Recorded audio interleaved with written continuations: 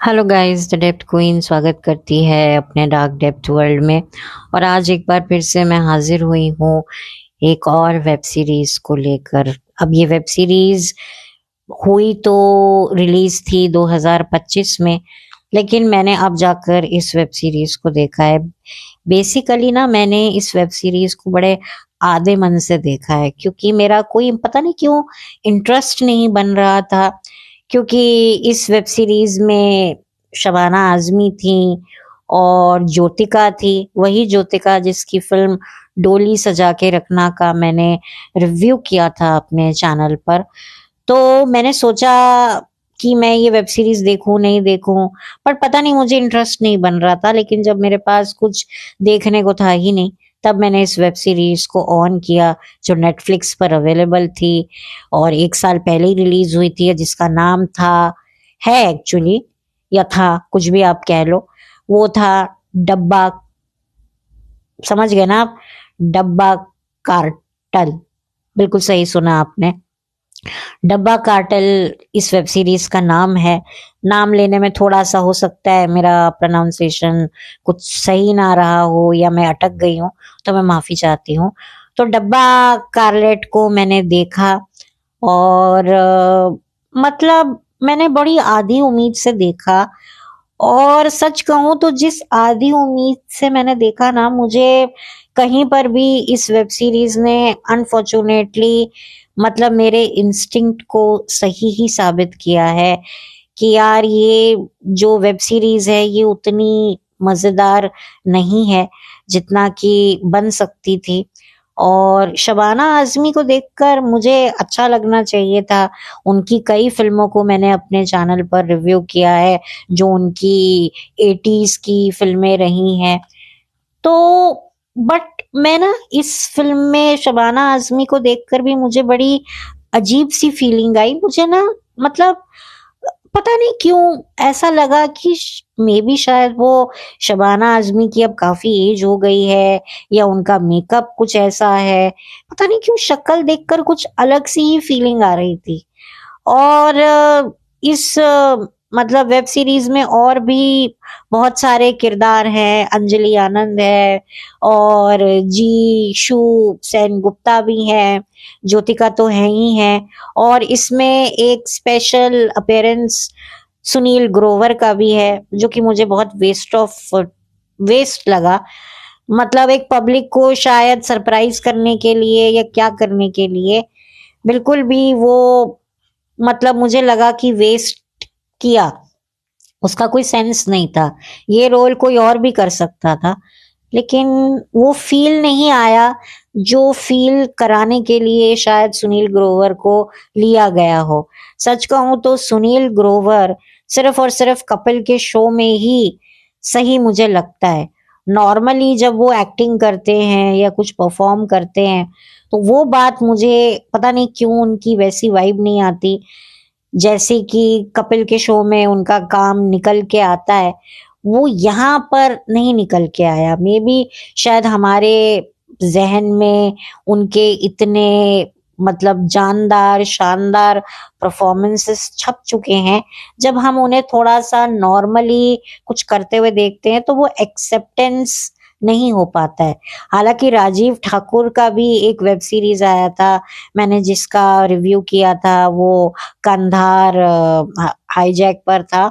तो उसमें मतलब राजीव को देखकर मुझे अच्छा लगा कि हाँ चलो, उसको कुछ डिफरेंट रोल है। मतलब हो सकता है बहुत से लोगों को राजीव को देखकर डर ना लगा हो, क्योंकि वो एक टेररिस्ट बने थे, हंसी ही आई हो, क्योंकि ये लोग सब कॉमेडी शोज में हम इन्हें देख चुके हैं। लेकिन फिर भी मतलब मुझे राजीव को देखकर ऐसा फील नहीं हुआ था जितना मुझे सुनील ग्रोवर को देखकर ऐसा फील हुआ कि क्यों यार, क्यों, क्या करने की जरूरत थी। मे बी शायद ये गलत हो सकता है कि हर एक आर्टिस्ट को पूरा ये हक है कि वो अपनी कला की आजमाइश करे, वो खुद की आजमाइश करे, खुद के हुनर की आजमाइश करे, कुछ अलग करे, कुछ नया करे। तो अगर मैं उस पॉइंट ऑफ व्यू से देखूं तो हाँ, फिर ठीक है, सुनील ग्रोवर ने जो किया सो किया। बाकी इसमें तस्करी दिखाई है, जो पदार्थ होते हैं नशीले, उनको कैसे डब्बे में डालकर कुछ 4-5 औरतें फिराती हैं। तो ये कहानी है और साथ ही साथ में मेडिसिन बनाने वाली जो फार्मासिस्ट कंपनी है, उसमें क्या धांधलेबाजी होती है, क्या चीजें होती हैं, वो कहानी। एक्चुअली 2 कहानियां साथ-साथ चल रही हैं। इसमें गजराज राव साहब भी हैं, जो कि मुझे लगता है कि पता नहीं क्यों मुझे इसमें ना सभी किरदार जो बड़े-बड़े नाम लिए हैं ना, वो मुझे लगा कि इसकी जगह कोई नॉर्मल इंसान ये कर लेता या कोई बहुत कोई फेमस ना हो शख्स। ऐसे भी आर्टिस्ट होते हैं जो फेमस नहीं होते, वो भी अगर ये वेब सीरीज करते तो शायद वेब सीरीज कुछ अलग निकल के आती। लेकिन कहते हैं ना बड़े-बड़े नाम हैं, लेकिन वो नाम वो निखार नहीं ला पाए वेब सीरीज में। हालांकि वेब सीरीज बुरी नहीं है इतनी, आप देख सकते हो एज अ टाइम पास के लिए। कभी कभी आपको थोड़े से एक्साइटिंग मोमेंट्स कुछ वेब सीरीज के कुछ एपिसोड में आपको हल्के फुल्के आएंगे, तो अच्छा लगेगा देख करके। लेकिन बाकी मतलब ठीक ही है, पता नहीं क्यों या क्या रीजन रहा। क्योंकि कभी कभी मेरे साथ ऐसा भी हुआ है कि बड़ी आधे मन से मैंने कोई वेब सीरीज चलाई है और उसको चलाने के बाद मेरा बंद करने का मन नहीं हुआ। तो शायद मैंने भी सोचा कि हो सकता है ये डब्बा कारलेट भी नहीं, काटल, हाँ सॉरी, डब्बा काटल भी ऐसी ही हो। लेकिन डब्बा काटल मतलब क्यों मैंने काटल से निकाला, मैं यही सोच रही थी। पढ़ा रहता तो पढ़ा ही रहता। Sorry for my bad sense of humour. लेकिन मुझे नहीं नहीं इतनी जमी। और इसको फरहान अख्तर ने प्रोड्यूस किया है। तो जैसे कि उन्होंने मिर्जापुर बनाया था, मतलब प्रोड्यूस किया था, क्रिएटिव टीम में थे, तो यहाँ पर भी वो हैं इस क्रिएटिव टीम में। अच्छा, इसमें वही एलजीबीटी जो है उसको भी डाला गया है, वो सब्जेक्ट भी इसमें डाला गया है थोड़ा हल्का फुल्का। इस बार लेस्बियन संबंधों पर थोड़ी बहुत चर्चा हुई है।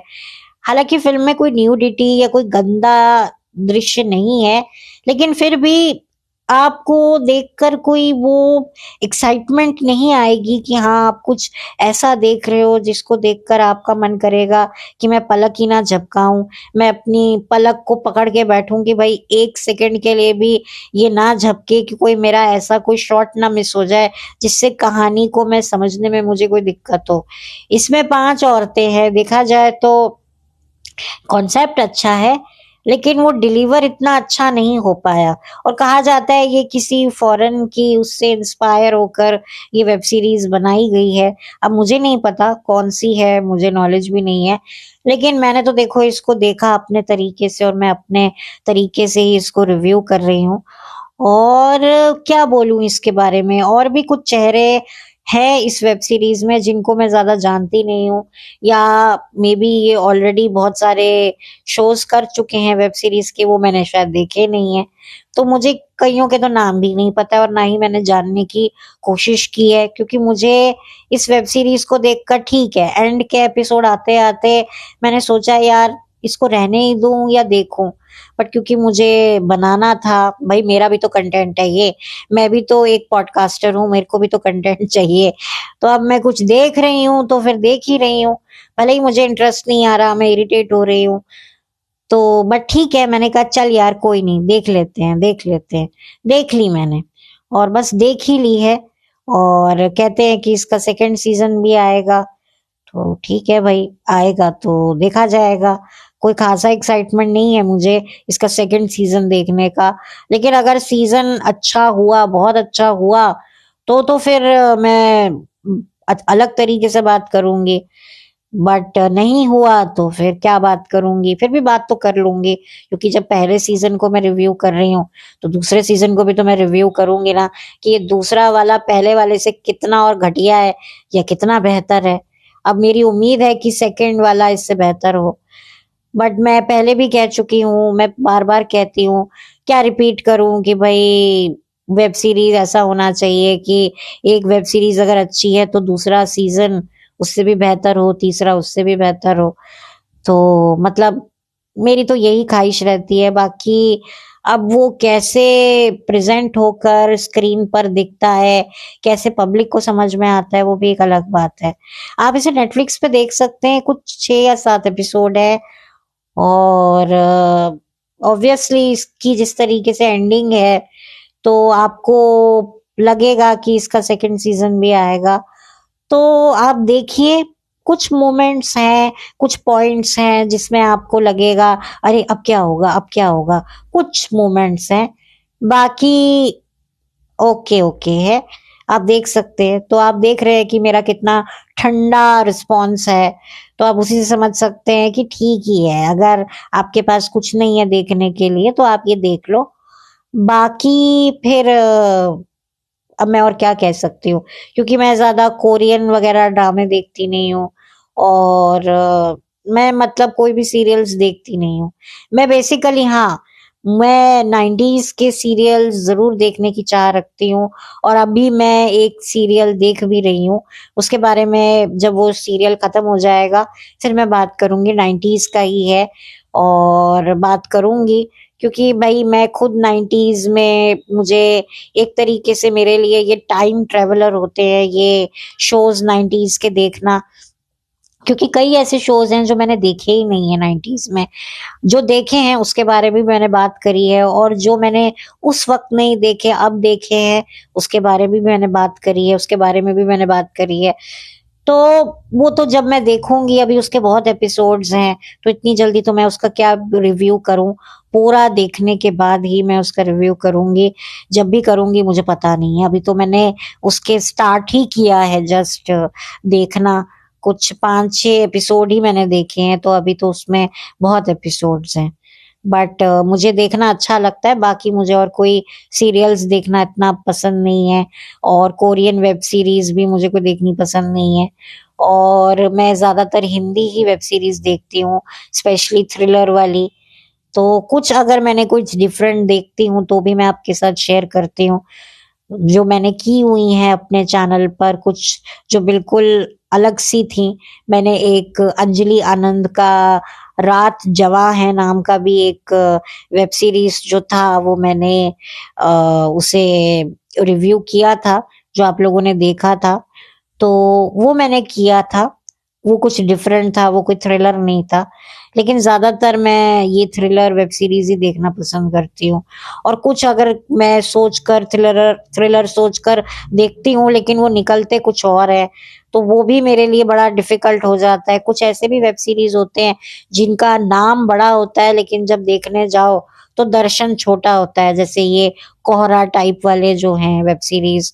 और कुछ ऐसे भी वेब सीरीज हैं जो मतलब इतने ज्यादा उनको लेकर चर्चा नहीं होती है, लेकिन जब आप उनको देखते हो तब उन आपको बड़ी एक्साइटमेंट होती है, आपको लगता है अरे यार ये तो बड़ा मजेदार है। जैसे कि मैंने एक आपके साथ शेयर भी किया था, ये काली काली आंखें। हालांकि मैंने उसको भी आधे मन से देखा था, मैंने कहा चल यार देखते हैं क्या है, लेकिन जब मैंने उसको देखा तो मेरा देखने का मतलब बंद करने का मेरा मन नहीं कर रहा था। मैं कहती चलता ही जाए चलता ही जाए। तो वो मेरे लिए एक सरप्राइज एलिमेंट था। यहाँ पर मेरे लिए वो सरप्राइज एलिमेंट नहीं हुआ ये डब्बा करनेट में, जिसका मुझे बड़ा अफसोस है क्यों नहीं हुआ। मैं खुद भी वेब सीरीज खत्म होने के बाद यही सोचती रही कि मुझे ये वेब सीरीज क्यों नहीं पसंद आई, क्या ऐसा मैं ढूंढ रही थी जो मुझे नहीं मिला, या मुझे मिलकर भी मैं संतुष्ट नहीं हुई। तो इसका जवाब मुझे तो नहीं मिला। अब देखो आगे अगर इसका अगला सीजन आता है, मैं देखती हूँ और कंपेयर करती हूँ, तो हो सकता है मुझे मेरे अधूरे सवालों के जवाब मिल जाएं। तो खैर मिलेंगे तब देखा जाएगा। तब तक के लिए अगर आप लोग इंटरेस्टेड हैं तो वेब सीरीज को देखिए। कुछ ऐसे आर्टिस्ट हैं जो ऑलरेडी बहुत सारे हिंदी वेब सीरीज कर रहे हैं, तो आप हो सकता है उनको देख चुके हो। मैंने भी उनको देखा है, लेकिन उनके बारे में क्या बात करूं, मुझे कुछ समझ ही नहीं आ रहा, क्योंकि मेरा पता नहीं सच में दिल नहीं कर रहा। क्योंकि मैं इसका बड़े आधे मन से रिव्यू कर रही हूँ। मैंने आई थिंक मैं जब रिकॉर्ड कर रही हूँ उससे पहले से ही मैं इसको देख चुकी हूँ, लेकिन पता नहीं क्यों मैं इसको रिव्यू करने में भी बड़ा मुझे बड़ा अजीब सा लग रहा है। पता नहीं क्या ये वेब सीरीज देखकर मुझे फील हुआ। आई एम श्योर आप लोगों का भी कुछ एक्सपीरियंस अगर रहा हो तो प्लीज मेरे साथ शेयर कीजिएगा, मुझे इंतजार रहेगा कमेंट सेक्शन में आप लोगों के ओपिनियन का। तो चैनल पर नए हैं तो सब्सक्राइब कर लीजिए, वीडियो अच्छा लगा हो तो लाइक कर लीजिए, किसी के साथ शेयर करने लायक ये वीडियो लगता है तो जरूर कीजिए, मुझे कोई एतराज नहीं है। तो जल्दी मिलूंगे आपसे एक और नए वीडियो के साथ, तब तक के लिए have a blessed day, thank you so much. और ज्यादा लंबा मैं इस वीडियो को नहीं रख रही हूँ, थोड़ा ही रख रही हूँ क्योंकि मेरे पास भी कुछ बोलने लायक कुछ है नहीं। उम्मीद तो थी, जिस तरह का कॉन्सेप्ट था तो उस हिसाब से मतलब आप देख सकते हैं कॉन्सेप्ट आपको एंगेजिंग लग सकता है, लेकिन जब आप देखते हैं तब वो उस तरह का एक्साइटमेंट, थ्रिल आपको महसूस नहीं होता जिसकी शायद आपने उम्मीद की होती है। अब वो क्यों नहीं आया, क्या वजह रही, वो तो हम भी नहीं जानते। वो तो शायद मुझे लगता है राइटर्स को भी नहीं समझ में आया होगा, क्योंकि कई बार कोई चीज हमारे जहन से निकल कर जब वो लोगों के सामने जाती है ना तो वो कहीं ना कहीं पलट जाती है। हम कभी कभी होता है कि कोई चीज हमारे दिमाग में कुछ होती है, लेकिन जब वो हमारे दिमाग पर आती है तो वो कुछ अच्छी चीज बन के निकलती है। जैसे कि मैं खुद अगर अपनी बात करूं तो कुछ ऐसी टॉपिक्स होते हैं जिस पर मैं कोई ऐसी बात कह जाती हूँ जो मेरे लिए बड़ी हैरानी की बात होती है कि अरे मैंने ये ऐसे कैसे एक्सप्लेन कर लिया। और कभी कभी मेरे जहन में बड़ी अच्छी एक्सप्लेनेशन होती है लेकिन वो जबान पर वैसी नहीं आ रही होती। तो मुझे लगता है कि कभी कभी ये राइटर्स डायरेक्टर के साथ भी ऐसा होता है कि पेपर पर कहानी बहुत एंगेजिंग एक्साइटिंग लग रही होती है, लेकिन जब वो बनकर पर्दे पर आती है तो वैसी नहीं होती। अब ये क्या रहस्य है, ये तो भाई एक कलाकार ही अच्छे से समझा सकता है, कभी कभी कलाकार भी नहीं समझा सकता भाई। कुछ चीजें ना मतलब बिल्कुल आपके बियॉन्ड के बाहर होती हैं, मतलब बियॉन्ड ही है, मतलब आपकी समझ से भी बाहर होती हैं। और उन चीजों को अगर आप और समझने जाएंगे तो और ज्यादा उलझ जाएंगे। तो जैसे कि मैं उलझ रही हूँ, मैं उलझ ही जाती हूँ, इसलिए फिर मुझे लगता है कि अब मुझे पॉडकास्ट बंद करना चाहिए। वरना फिर क्या होता है कि मैं कुछ ऊट जलूट ना बोल दूं और फिर लोगों को लगे कि क्या बोल रही है, ये क्या इरिटेट कर रही है। इसीलिए फिर मैं भी थम जाती हूँ, रुक जाती हूँ, अपने कदमों को संभाल लेती हूँ, अपनी जबान को संभाल लेती हूँ कि नहीं, नहीं डेप्थ क्वीन, अब इससे ज्यादा और सत्यानाश मत करो, तुम ऑलरेडी कर चुकी हो। तो बस अब इस वीडियो को बंद कर रही हूँ और पक्का से बंद कर रही हूँ। तो थैंक यू सो मच मुझे सुनने के लिए, मेरी बकबक को झेलने के लिए। तो दोबारा आऊंगी बकबक करने के लिए, तो इंतजार कीजिए और अपना ध्यान रखिए। बाय।